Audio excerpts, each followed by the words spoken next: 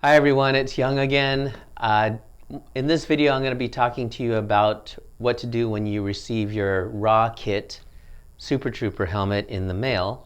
And after test fitting, building these a couple of times, either the raw kits or the finished pieces, I've come across some methods that will help you understand how to best test fit and ultimately just understand how everything works together. So when you do put it together for the finished piece, you'll be well versed in how it all works. Obviously, remove some of the packing material. You have your two sides of the helmet base. I call this sort of the main base part of the helmet. This one is the most updated version with sort of thicker nubby style pins that are just easier to fit together. So you got 3 in the back, 1 up front, and on this side, this is how the pieces, they're all going to fit inside this the dome, whichever dome you have ordered, and it'll come wrapped, but I left it unwrapped for this demonstration purpose. And so again, for demonstration purposes, your T-visor, if you ordered one with it, it'll come like this. If not, you'll have the printed template. But for demonstration purposes, I have one unwrapped already. And also, you'll receive your Bridget clips, which will come in a bag. But once again, for demonstration purposes, I have them ready to go. So I'm going to just take everything out.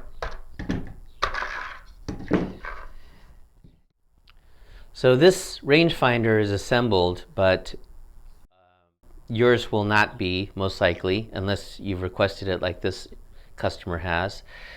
So, but it'll all fit in the dome. And so now, what sequence do we put this together? So what I like to do is, once I have the two halves together, I'll take the faceplate and the T-visor, and I'm going to show this to you here, the other side, so you can see how it's been designed to receive the T-visor with a good fit. And it just slips in there and fits as it should. Once the T-visor is in, you'll see this, what I call the faceplate, will slot into the sort of the 4 receiving pieces there.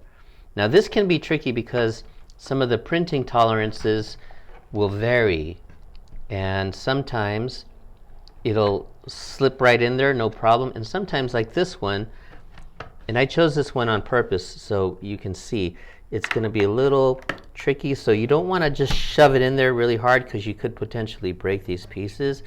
And especially just for the test fit, so you get an idea, just gently, you don't have to snap it in all the way, and that will give you an idea of how this all works together. If you saw the previous video where I talk about this piece and how it adds rigidity, you can check that out. But for this demonstration, I just kind of wanted to give you a little bit of a preview of how that's like, and then just gently rock it back out. And then you can do whatever preparation you need to do. I would advise seeing these keys and then doing some light sanding, just so if you're going to be taking your visor out for different shapes or different shades and different colors, I would advise sanding this down so it's not so much of a struggle each time. But if you're going to just build it and not do all the interchangeable stuff, that might not be necessary, but that's up to you. So I'll go ahead and put this in here for the rest of the demo. Okay, just like that. And now the next step I'll do is the rangefinder.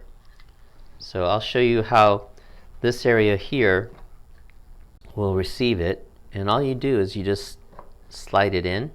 Here, I'll take this out so you guys can see, because some of you, you'll get it in different pieces. So this just slides into here, and on the inside you just slip it like that. Now, to make it more secure, if this will do its job, but if you, for whatever reason, after time, this is going to slip and get more loose, I created this slot here so you could just put a piece of, I don't know, plastic or even cardboard to slot it in to prevent this from jumping out.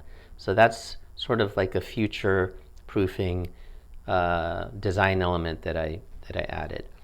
Now to add it to the helmet, or to attach it to the helmet, it just fits in like that. So you just push it out until it stops. This angle here will catch it. And this can be glued to the base. So you can apply glue to here and here if you aren't going to be wanting to mess with it. If you start adding electronics, you may or may not want to glue it.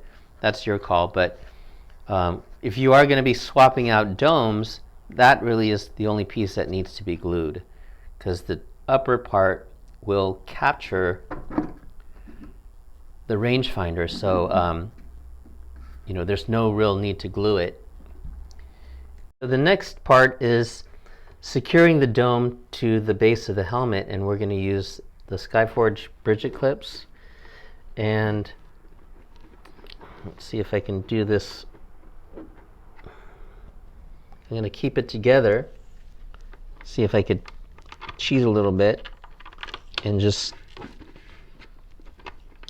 slot it in. Okay, you heard it snap in there. And then I'm going to go to the other side, and I'm going to snap this guy in.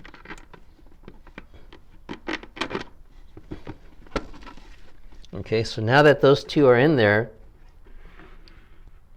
the front and the rear will be easier. So I start with the sides, and now this one here, you see that gap here. That's because this is a raw kit, and I haven't sanded it down as tightly as you may do, just to make it tighter. But this should still fit in. Okay, so it's going to be a little bit loose, but when you get it tight, that will fit a lot more snugly. And now for the front piece.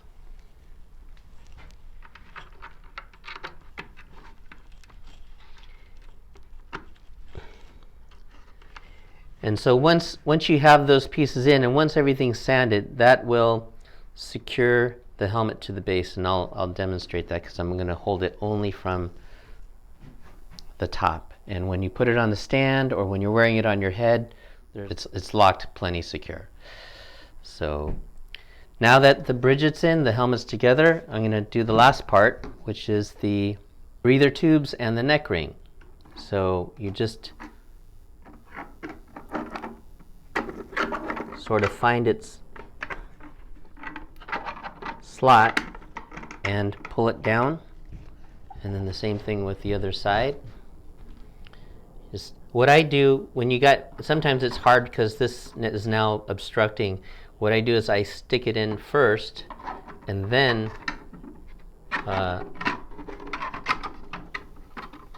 well, because this is not in all the way, it's a little bit tricky, but yeah, that's what I do. I stick it in first and then find the hole and then pull it out. Now, this is also where it's going to vary in tension. So it's going to be tight at the back a lot of the times. So if it's too tight, you can just sand this back piece until it's to your liking, but the rest of it will fit.